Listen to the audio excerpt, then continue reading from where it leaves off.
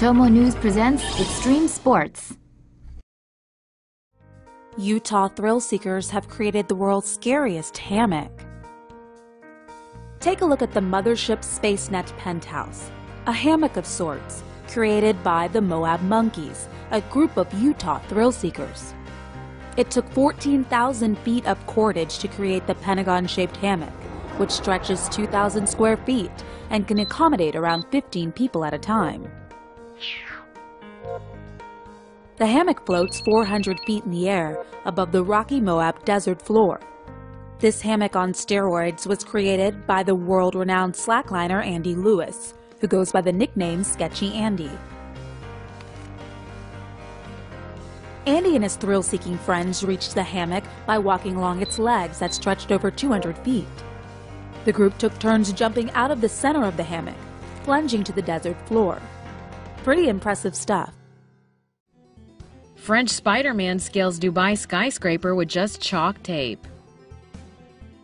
A French free climber has completed his latest daredevil stunt by scaling one of Dubai's tallest skyscrapers, the Emirates Cayan Tower in the heart of the city-state's luxurious marina district. Alain Robert, dubbed the real-life Spider-Man, has made a career for himself, setting astonishing world records. What you're seeing here is the 85th building this Frenchie's scaled in 14 years. Undaunted by the skyscraper's DNA double helix-like twisting shape, the 52-year-old was determined to climb the roughly 1,007-foot-tall building. Spider-Man, eat your heart out. It only took Robert 70 minutes to make it to the top of the 80-story structure.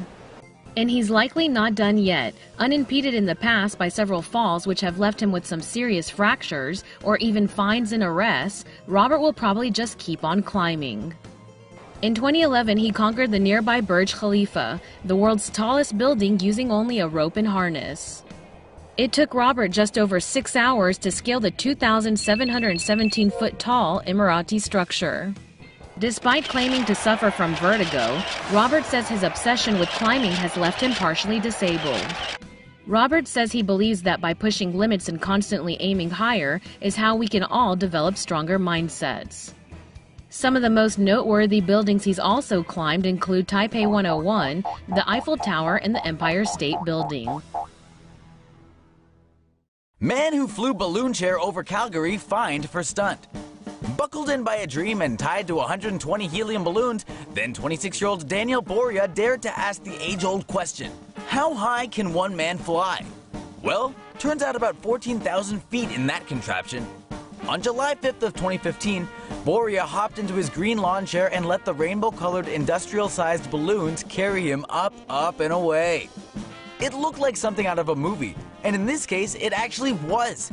Boria's idea was inspired by Disney and Pixar's animated film, Up.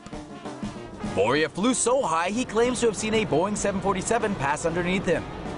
A frightening thought, considering air traffic control found out about the stunt the same way everyone else on the ground did. Yikes!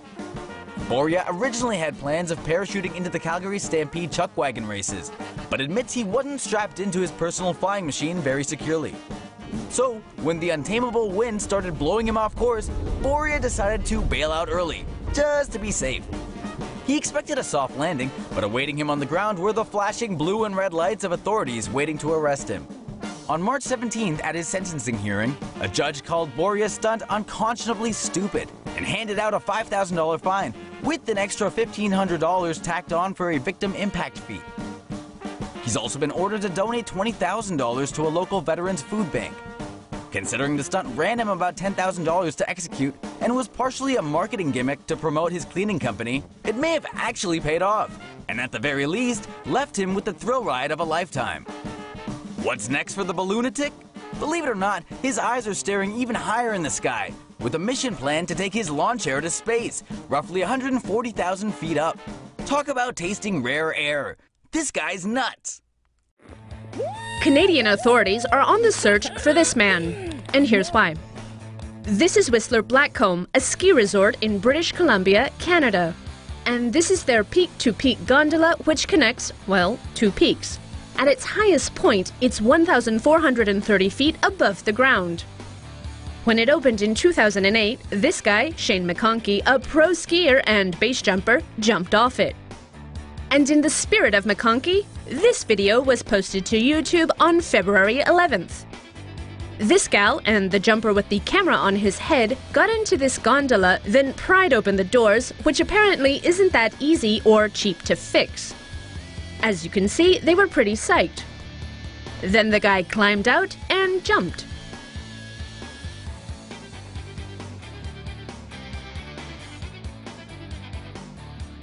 Now, if you're not in the know, base jumping is a sport where people jump off shit, specifically buildings, antennae, spans, and earth, which is what base stands for.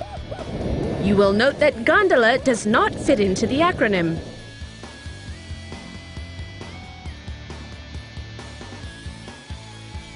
Anyway, the guy landed and didn't die. Then he, or someone with access to the video, thought it would be really awesome to upload the video so the world, including law enforcement bodies, could see it. And if it wasn't clear before, it's illegal to jump out of gondolas at Whistler, and it's like even more illegal to jack up the doors so you can jump out. The gal in the video got found and was arrested. As of the making of this video, the jumper has yet to be located. Human slingshot catapults base jumper 300 plus feet in the air. Human slingshot, anyone? World-renowned base jumpers Chris Duggs McDougall and Jimmy Pouch traveled to Dubai to set up a human catapult. Engineer Eric Straub built the catapult with custom pulleys and a board that the base jumpers use to launch themselves 300 plus feet in the air. Pouch said, "When you're lying on that board and there's 50,000 pounds waiting to drop, the tension is palatable. If anything goes wrong, there's literally nothing you could do to stop it. You're lying there, looking at the crane tips 200 feet away, knowing that once you're released, it will take 1 second to get you to the top of that. 200 feet in 1 second. We didn't have a G-force meter, but we assume it is a moment of possibly 7 Gs, and then it immediately starts to slack off once you're traveling."